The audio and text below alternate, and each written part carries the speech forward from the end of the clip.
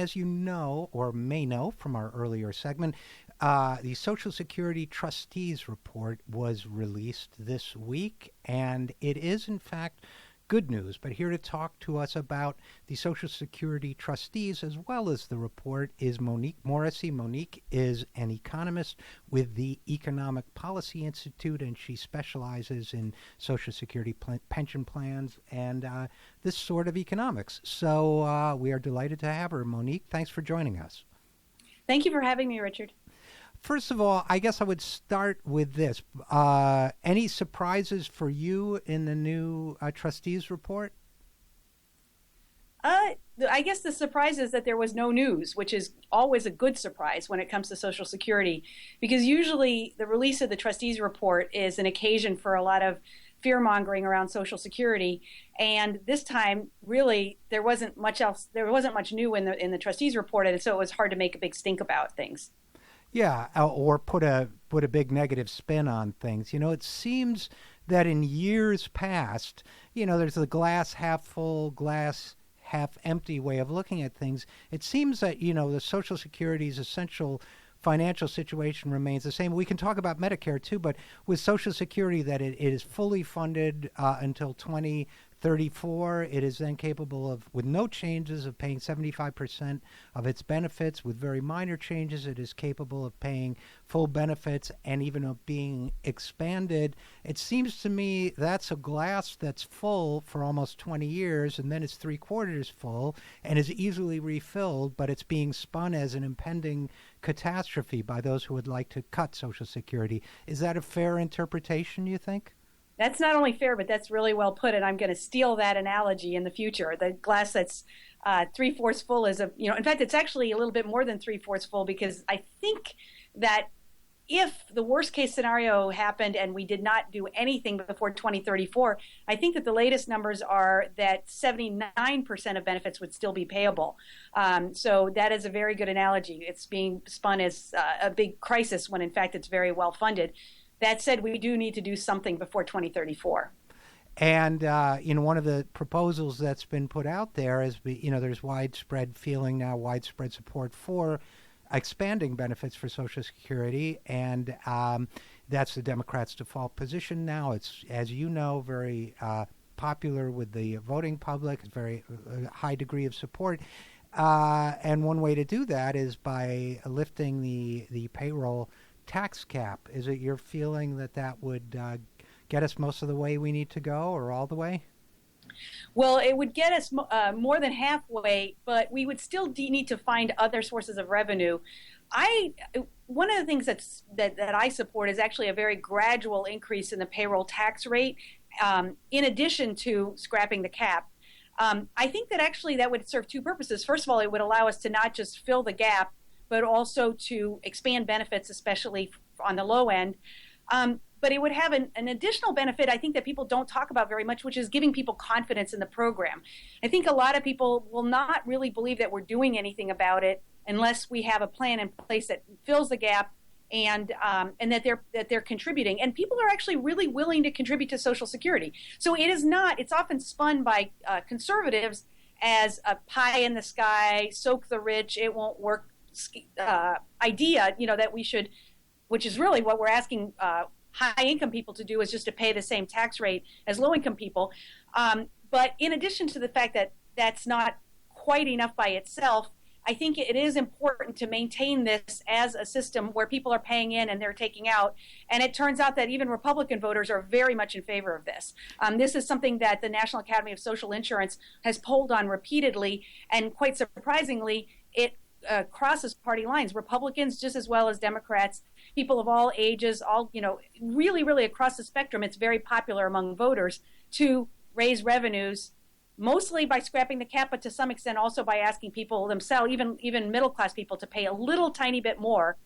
And one of the reasons this is perfectly doable is because the amount that would be going to Social Security is a very, very small fraction of projected wage increases over that very long time period. So people would still be taking home a lot more money than they are now, and just a little bit of that extra take-home pay they would be putting into Social Security to shore it up for 75 years. And as you say, I don't know when the National Academy of Social Insurance, of which I believe you're a member, I don't know when they last did their polling on this, but the last poll that I saw showed that people were widely willing, as you say, across party lines, to pay, what would be, a few dollars more on average per paycheck for this. Yeah. I mean, the problem is that what's popular with Republican voters is not popular with Republican big money donors and with Republican ideologues. And right now, the Republicans control the agenda on the Hill, even if, so we can never put it to a vote. If it did, they would be hard put because they would be going against the expressed and, very strong interests of their own their own base. But right now they're making sure that it's not going to be something that comes up for a vote. And I hope that changes because I think that's one of the strengths of Social Security is that people know what they're getting out of it and they really don't mind paying into it because they understand how important it is. Not just for themselves, but for other people. And they also understand that we're all sort of that our interests are intertwined with other people's. That we have an interest in making sure that our seniors are in decent shape and that we will be in decent shape when we retire, because otherwise either our parents are going to be a burden to us or our children are going to be a burden to us or something, and nobody wants that. So. Right. Absolutely. And we're talking with economist Monique Morrissey of the Economic Policy Institute. And you recently wrote a blog post with your colleague Josh Bivens, who's studied this issue as well, called A Deficit of Trust. And one of the things that sometimes gets overlooked in this conversation is that the trustees who oversee Social Security and Medicare do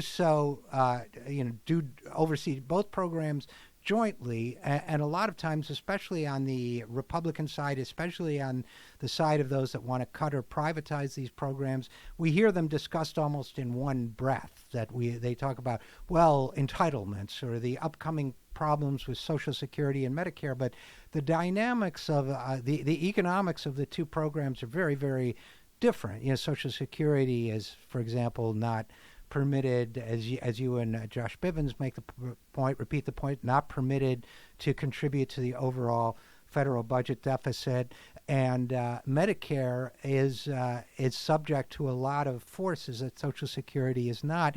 And I wanted to talk to you a little bit about that. How do you think our politics and our politicians are doing at presenting the problems of Medicare accurately and fairly to the American people? Well, this has been a long-standing frustration of mine, and thank you for raising the subject.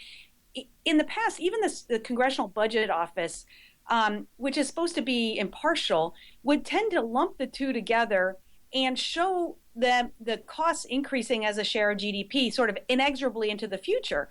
And this was very misleading because when it comes to Social Security, what we actually are facing is a 1 percentage point increase in costs from 5% of GDP to 6% of GDP, and then it's going to level off for the foreseeable future. There is there's no trend or no reason why Social Security is going to be climbing as a cost, or it's not going to be.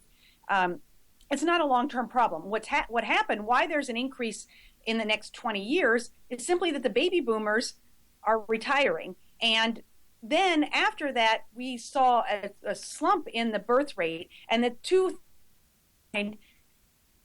cause an increase over the next 20 years, but then a leveling off as a share of GDP. So an accurate description of what's happening in Social Security is that we just need to raise payroll taxes one time and we fix the problem almost indefinitely. I mean, Social Security will always need to be tweaked, but it's not something that's going to be an ongoing problem the way it was portrayed. When it comes to Medicare, though, the problem is not related to Medicare, but it's just related to health cost inflation, which is that we as a country have done a poor job of keeping health costs down compared to Canada, where my mother's from, by the way, so I have a little bit of a horse in this race, as they say, but also compared to Europe, we pay, it's a truism that we pay roughly twice as much as other countries do, and we don't have any better health outcomes. And so we are doing a considerably better job than we used to at moderating health cost inflation, but it's still rising. So until we fix that problem, which has nothing to do with Medicare, in fact, if we shifted the problem onto the private sector, the problem would get worse because private insurers do a worse job of restraining health costs. But in any case, it's not a Medicare problem, but it is a problem, and nonetheless, we do need to do something about very long term about health costs.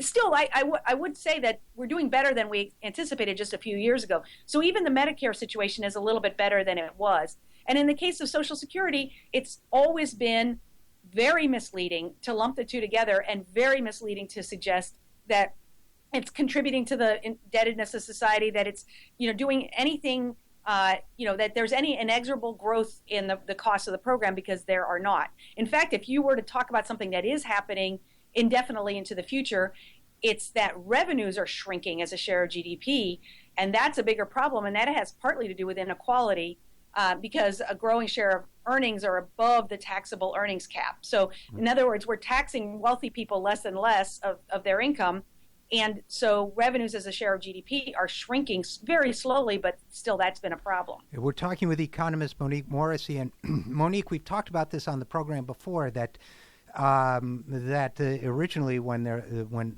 things were rebalanced in the 1980s under the Greenspan Commission, that the idea was to get 90% of national income taxed by the payroll tax. But with this shift up to the top 1%, more and more of the national income, that really, I don't know what the latest figure is, but it's somewhere in the low 80s, I think the last I looked, is getting covered by the payroll tax. So we're losing all that revenue.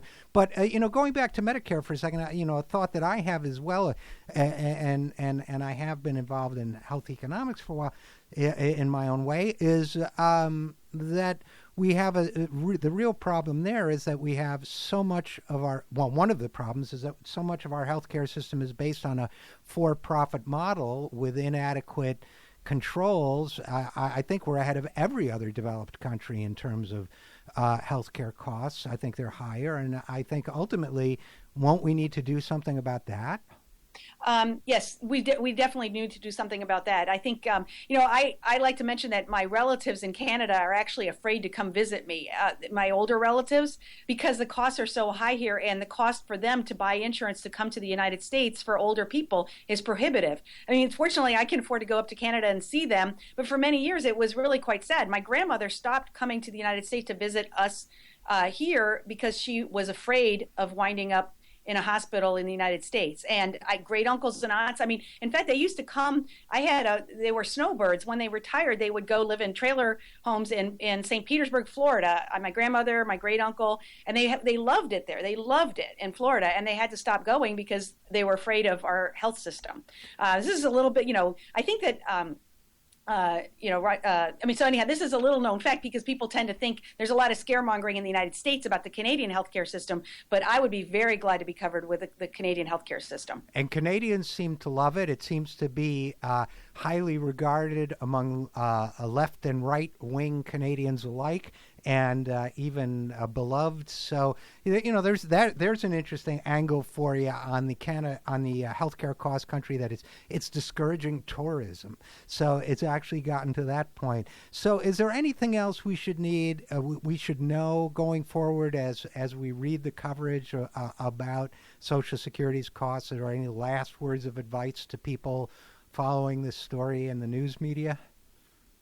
Well, the first thing, and I think it's less of an issue than it used to be, but is don't believe people if they tell you your benefits are not going to be there for you, because it's, the benefits that are going to be, even if nothing is done, the benefits that people are going to get in 2034 are going to be higher on average than benefits today.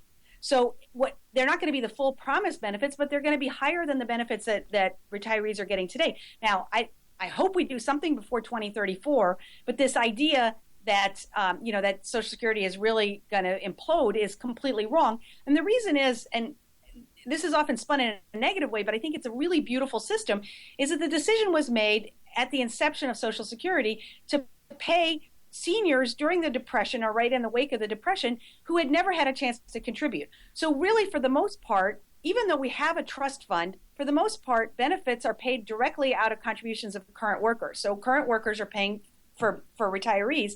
And even in 2034, that's going to cover about 79 cents out of the dollar of promised benefits. So benefits are absolutely going to be there even for younger people, and they're going to be higher than benefits are today. That said, we need to fix the broader system. People are facing greater retirement insecurity despite this, because of the shift from pensions to 401ks has made, people, the 401ks have not really replaced pensions. And as pensions are disappearing, 401ks are not really nearly as good as pensions. So we need Social Security more than ever. It was very well designed to withstand many years, and it will be there in the future, and just don't believe it at all.